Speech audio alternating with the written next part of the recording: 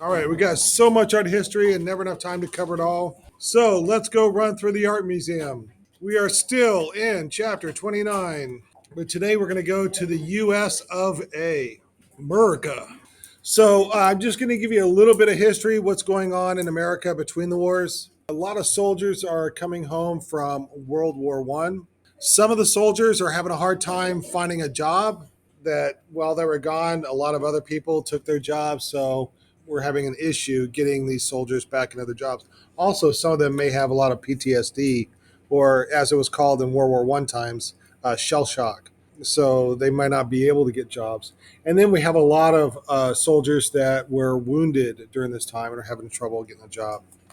This is also the time of the Roaring Twenties. Lots of partying, lots of dancing, lots of music, and fun times. In fact, everybody's making lots of money in the 1920s. Times are good. People are spending money, people are making money. It's all good for America at this time. We have the birth of jazz and the jazz age.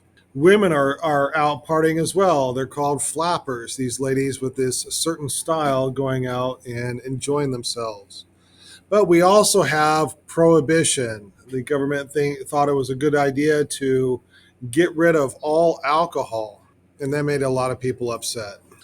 We also have a rise in gangster activity. I want to point out the gun right there. That's a Tommy gun, and that was used during World War One.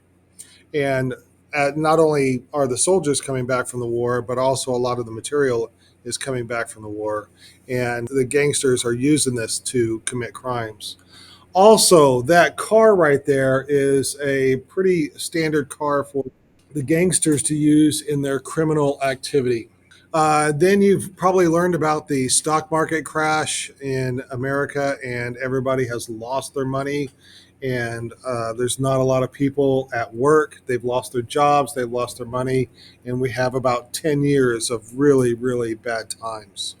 To add insult to injury, a series of droughts takes place in the central plains of the United States, and we have severe dust storms that became very common. Farms were not able to recover from one drought when the next drought would start. Tens of thousands of family farms were destroyed. This crippled the economy of the area. About 3.5 million people were displaced. This was the largest migration in American history. There's a couple pictures of the Dust Bowl and the dust storms that would happen, and you can see the arid land where nothing would grow. People used to make millions from their farms. Now they're going to make nothing, and but it's no fault of their own. It's just bad luck. The photograph on the left shows people moving their families out of the farms. And then you've probably seen that photograph on the right. That's one of those really famous photographs. It is a mother who has lost her farm, and her children are quite upset about it. She's worried about what's going to happen next. All right, I showed you all of that to kind of explain what's going on behind these artworks that I'm about to show you. So, the style of art that we're going to take a look at today is called American Regionalism, or just Regionalism. It's also called American Scene Painting. It's also called Social Realism. These artists are depicting realistic scenes in a rural and small town America. This is a response to the Great Depression. And regionalism ended in the 1940s at the end of World War II. In general, regionalism is a relatively conservative and traditional style. It appealed to the popular American sensibilities. And these artists turned away from European modern art, pushing away from European modernism, possibly as a reaction to the war. Because modern art was kind of seen as part of the culture that led to war, which I think is funny because that's kind of the opposite of what the European artists had thought. And the American artists chose to embrace academic realism. So there are three main subjects of regionalism. The first is rural life, like genre painting. It depicts distinctly American subjects, and these artists embraced techniques and stories that were more connected to the American folk tradition. And they embraced the nationalism, realism of everyday American life. There are two other subjects that we'll get into. First, we're going to look at rural life. All right, so first, we got to start off with a map. Which of these areas is the Midwest? B is correct. This is the Midwest. Now, take a look at this map. Which of these states is Kansas? D is correct, yes. Right. Because Nebraska is right above it, yes. Can anybody name E? Minnesota, and B? Illinois, and C? Ohio. There you go. All right. So we're going to go to Kansas today. We're going to look at two of these paintings. The first painting that we're going to look at is the one there on the left, and then we'll look at the one in the center of this artwork. I put in this photograph to show you the size of the artwork. Now, this artist, Curry, he focused on Kansas. Almost all of his artworks are about what's happening in Kansas. His paintings are of local small town themes. He focuses on scenes of rural life. This is an idealized and nostalgic depiction of the community, religious life, and the work ethic. And the purpose here is to provide solace to the populace suffering the effects of financial disaster and widespread drought. Now, what's going on in the painting? A baptism, right? Where's the baptism? Yeah, right in the center. This is what they call full immersion baptism, right?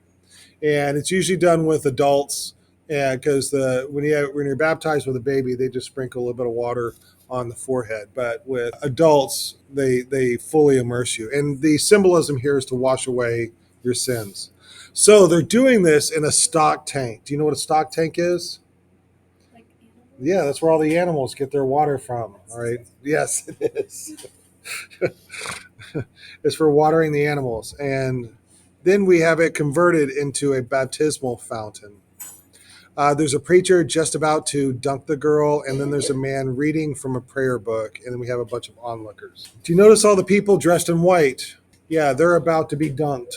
Yeah, they're waiting their turn to be baptized. And then look at some of the details in the background. Do you see two birds up in the top center? All right, the white dove, that's the Holy Spirit, and the blackbird is the sins that are being washed away. And this is the painting that got this artist noticed on the East Coast. This was a new subject matter for the people on the East Coast. Imagine that people from New York seeing this kind of stuff in the art museums and art galleries. That would be quite new and different to them. So we have a kind of a disagreement. So the academic art historian from the East Coast is saying, I love this art. It seems so authentic.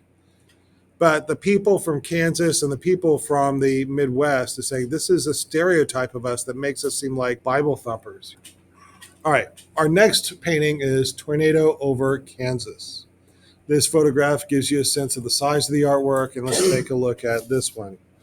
We've got a tornado in the background, and the family is running for shelter. One thing is, notice that the people and the buildings look a little bit off balance. Do you see that? That adds to the tension of the artwork, and it adds to the movement and momentum. All right, now we need to find Iowa. Where is Iowa on this map? Iowa is A. That is correct. All right. What is D? South Dakota. That's right. What is E? We already mentioned that one. Minnesota. What is B? Indiana. Right. Yeah. And then C, Michigan, because it looks like a mitten. All right. So we're going to go to Iowa. And this artist right here, Grant Wood, he focuses his art in Iowa. And his is a vision of the American heartland. His vision of the American heartland seemed to touch a troubled country. He is giving us this nostalgia. He's reminding us of the time when people made their own fortunes as farmers. And his paintings offer a vision of land that responded to cultivation. We see land that is luscious and that offers a bounty and doesn't blow away in the tornadoes of the Dust Bowl. This is the Americana that we all seek at some level. What I like about Grant Wood is I love the rolling hills that are back there. And then all the trees look so spherical and like nicely formed. It all looks like a perfectly sculpted landscape, right? And like this one right here, the intense green of the grass, and then the rolling of the hills. I like this. And this one right here reminded me of, remember the Book of Hours that we looked at the beginning of the semester, and how they had the 12 different images, one for each month. And then this one shows, I'm talking about the one on the right, shows, by the astronomical position of the planets and the stars up above, that this is the time of year that we should be sowing the seeds so that we have a good crop. So they look quite similar together. But I'm sure you guys have all seen this painting before, the American Gothic. Grant Wood was visiting Eldon, Iowa. It's a small town, and he spots a farmhouse with a single oversized window on the second floor. This is made in the style of the Carpenter Gothic, which is a style of house at that time. Wood said, I imagined American Gothic people to go along with this American Gothic house, their faces long and stretched out. End quote. In art history, Gothic refers to somebody who is barbaric or somebody who is not as civilized as the Renaissance. And then here are the actual people that he painted for his models. And it's supposed to be a farmer and his daughter. But for the models, he's using his sister and his dentist. This was seen as a satirical view of Midwesterns. It quickly became one of America's most famous paintings, but Wood intended it to be a positive statement of rural American values, an image of reassurance at a time of a doubtful future. He wants you to think of the people of the Midwest who make everything possible. The rich city folk in the big cities would look at this and laugh at these people, but the hardworking middle class would see their dignity. In the background, we can see the lush green vegetation that is the result of their hard work. If we look close at her, she's wearing a cameo, which is probably her only jewelry. And then he's wearing overalls under his sport coat. So he's trying to dress up for the occasion. So art historians argue about this painting. So some art historians are saying Grant Wood is showing rural Iowans in a positive light. And other art historians are saying that no, this is a satirical painting meant to ridicule this lifestyle. All right, before we get to the next artist artworks, I want to talk about like how Thomas Hart Benton makes his art. In the upper left is a series of clay figures that he made out of clay and then painted, and then he paints the clay figures. He paints a picture of the clay figures, so you can see how differently his figures look. They almost look like clay in the paint. By the way, Thomas Hart Benton's one of my favorite artists, and I really love how he elongates his figures, and he makes his figures look just so weird. And he's like channeling into that mannerism style, like that of El Greco. He had his figures all like elongated and stuff. Let's dive into Thomas Hart Benton. Now, I'm reminding you, this is the genre part of the regionalism that we're going to look at today. And one of the things I like about Thomas Hart Benton is how swooping and curvilinear that his artwork is. You can see that big curving line in the tree line. And then there's other lines as well. There's a line that comes down around this way. And then if you start looking at all the lines in Thomas Hart Benton's artwork, there's just so much to guide your eye around. And that's what I like most about his paintings. I'm really not a fan of this subject matter, of this rural American life. That's just not something I'm very interested in. But I just love how it's composed. This one definitely has that curving manner to it. Now, this painting right here has a bit of a story to it. It was based on it's based on a song at the time called "The Ballad of the Jealous Lover and of the Lone Green Valley." It's a very simple story. It basically this man and the woman, they are having a relationship, and he becomes jealous of her. He becomes paranoid that she is seeing somebody else, and they go out into the forest, and he gets angry, and he thinks that she's been seeing other guys, and he stabs her. Way down in Lone Green Valley, where roses bloom and fade, there was a beautiful maid. One night the moon shone brightly, the stars were shining too, and to the maiden's cottage this jealous lover drew. From love and we will wander down where the woods are gay. While floating we will ponder upon our wedding day. So arm in arm they wandered, the night birds sang above. The jealous lover grew angry with the beautiful girl he loved.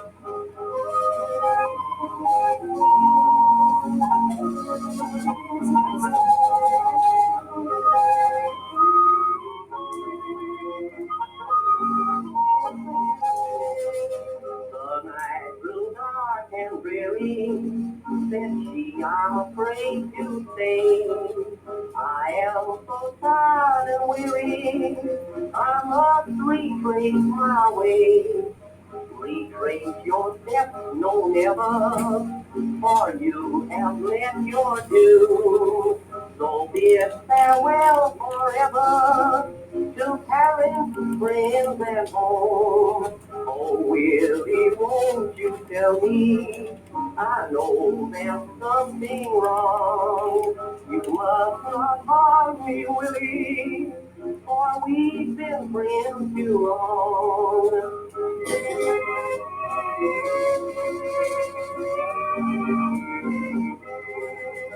Down on her knees before him, she pleads. Oh my God, no. All right. All right. All right, it goes down on her knees before him. She pleaded for her life, but deep into her bosom, he plunged the fatal knife. Oh, Willie, won't you tell me why have you taken my life? You know I've always loved you and wanted to be your wife. I have never deceived you, but with my dying breath, I will forgive you, Willie, and close my eyes in death. All right, so that was a popular song at the time. Okay, the second kind of category for this regionalism was current events going on at the time. And so in this painting right here, what current event would this be?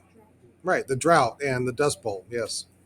So at the time, the United States was a heavily agricultural nation, and the smaller portion of its population was living in cities. And here you can see Mother Earth laid bare that she no longer grows any food. And then here's a Benton painting. And then what do you think would be the current event shown in this painting? Yeah, gangsters, right. So it right, and what the crime that they're involved in is selling liquor. We have a rich guy over here, a rich couple in their car, and they're buying alcohol from this guy. Well, that's illegal, all right? So we have a corrupt capitalist right here. And then over here, we have a guy that's loading boxes of alcohol into the plane. And we have another plane up here that's going to deliver that alcohol. And then we have a train right here that is also delivering alcohol. Then down here, we have a holdup of a truck full of alcohol or liquor with a cop that is ignoring it, all right, that he's oblivious to it, or he's just turned the other way because he is being bribed. But what I want to look at is look at this composition, how we have this strong diagonal up here, then we have another strong diagonal, and it just kind of all finds its way into this circular sort of composition here. There's a close up of the corrupt capitalist. This guy looks a lot like, like almost like Jesus carrying the cross. And then we have the holdup down here. All right, and then our next one is a mural by Curry, and we're going to take a closer look at it. This gives you a sense of the size of the artwork and its placement. But here we have this mural of the social benefits of biochemical research. On the left side of the mural, we have the impoverished and a sick family suffering from pellagra and nutritional deficiencies. And we have a doctor taking care of that poor family. And then on the right side, we have a panel that where everybody is healthy and robust. And the message here in this painting is that biochemical research makes everybody's life bigger. This is very similar to the Diego Rivera paintings that show the good uses of technology and the bad uses of technology. And then the third category of regionalism is we get paintings of American history. With the Mexican muralists, we got paintings of Mexican history. These paintings are going to show American history. Check out this one right here. What part of American history do you think this is?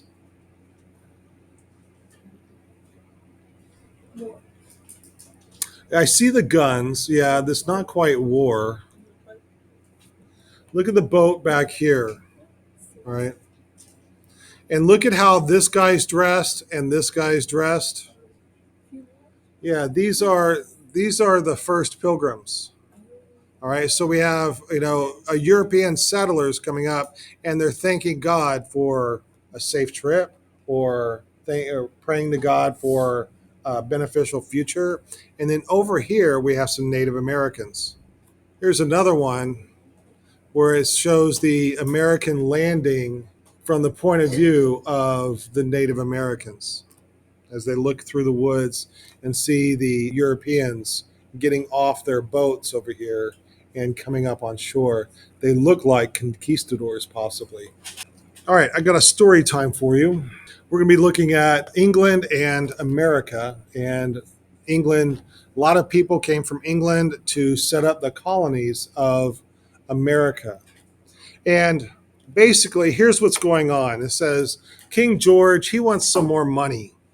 And the Americans, the colonists, said, "Yeah, we'll give you more money, but let us vote." And he says, "How about no?" And they say, "Then we won't do what you ask us to do." And he says, "Oh, yes, you will." And they say, "Uh-uh." And he says, "Yaha." And he sends over an army. Okay, so we're going to look for Massachusetts. Where in the original colonies is Massachusetts? E is correct. All right. So we're going to go to this little rectangular state, and we're going to go to Boston. Boston is right on the edge. It's in the harbor. All right, and then also I want you to notice Concord. There's a large storage of gunpowder, and this gunpowder is going to be very helpful to the American revolutionaries. And the British want to confiscate it to make sure that the Americans don't get it. So the revolutionaries know that the British are coming to take it. They just don't know when. So let's get a little bit closer into Boston. Lots of little islands around here, but the British are holed up on this peninsula right here in Boston Harbor. And the British control Boston. If the British Army comes across land, they're going to have to go across this bridge and come this way. If they do that, everybody's going to see it and know that they're coming. But if they sail across the bay on the boats, that would be a surprise. That would surprise everybody. And let me introduce you to this guy. This is Paul Revere, and he is part of the revolution. And he learns that the British are going to launch their attack. So he has to sneak across the harbor to get his horse to warn the revolutionaries. And he has to row his boat past a British warship. And the oars that they're rowing on are very creaky. So he borrows a petticoat from a woman and wraps the oars in the petticoat to stop them from creaking. That's how quiet he has to be and when he crosses this. All right. So right next to the British, there's another little peninsula, and on that peninsula, there's this church. This building is the tallest building in Boston at the time, and it's nighttime. So he tells the other revolutionaries, this is Paul Revere, tells the other revolutionaries to go to the top of this tower with two lanterns. He's going to go across town and get a horse ready. When the British begin their advance, you will see it from the tower. Tell me which way they're coming. Hold up one lantern if they're going to come by land, and two lanterns if they come by sea. And so they hold up, he goes to the other side of town. They hold up two lanterns, and now he knows which way they're coming. So he starts his ride. He rides across the land and starts warning everybody that the British are coming. So he goes up to Lexington. You like my little icon for him right there? You recognize that?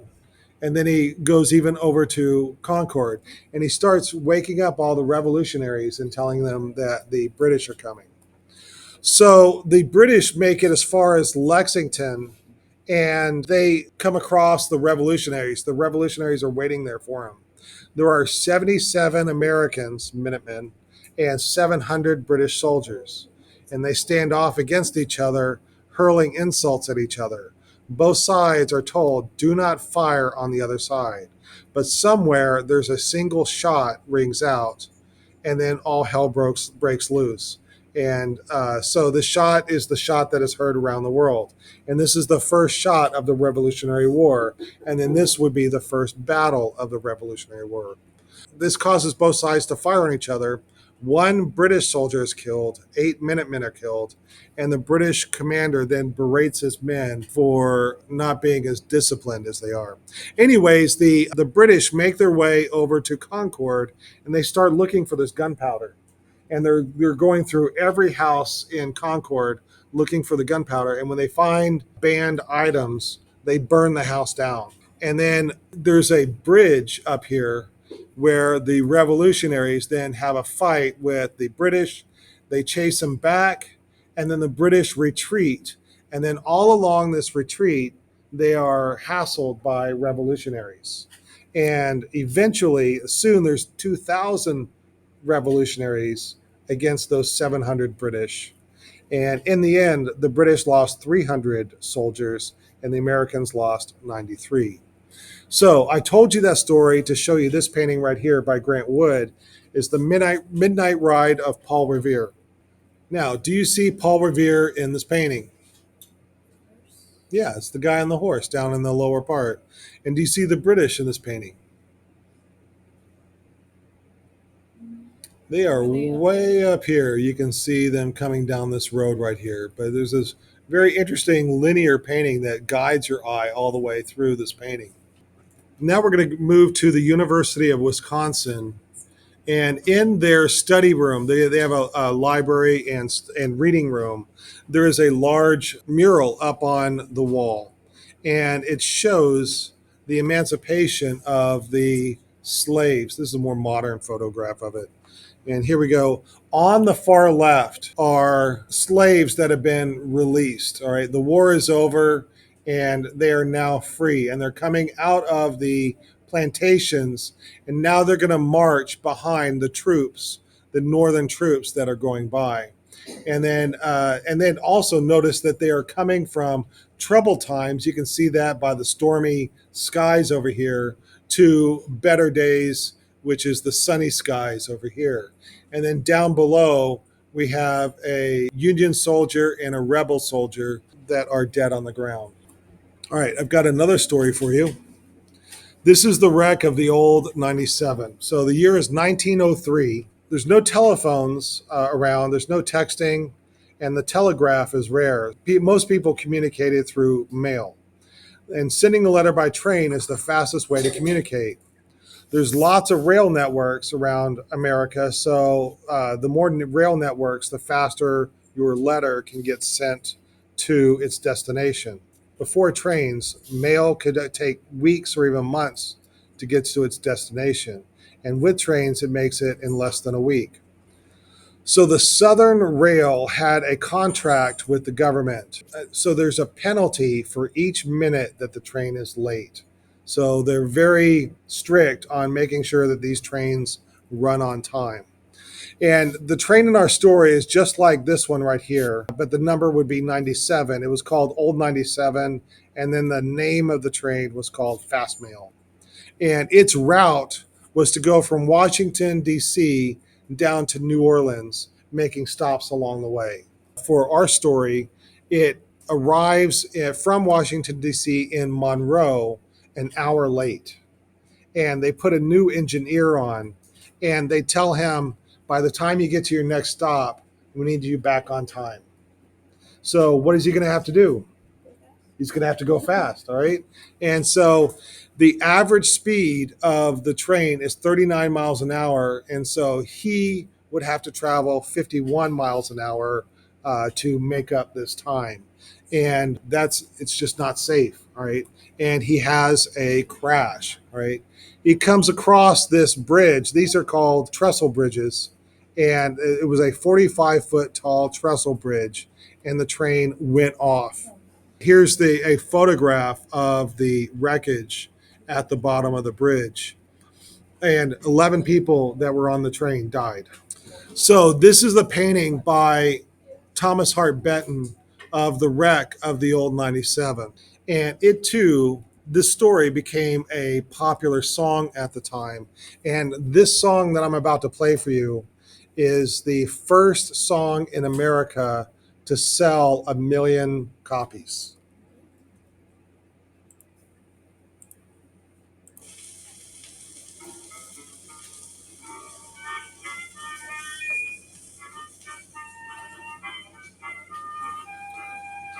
This will be our last painting of the day. So if there's no questions, we will just finish right here.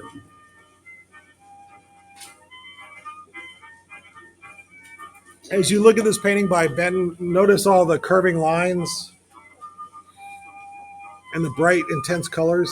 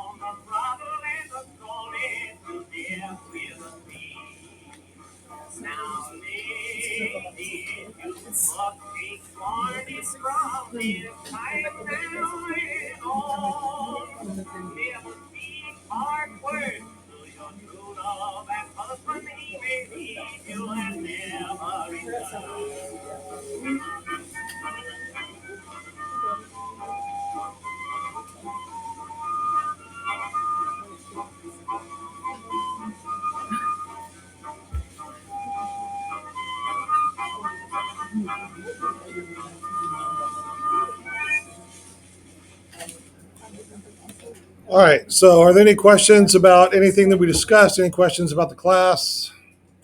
All right. That'll finish us for American regionalism.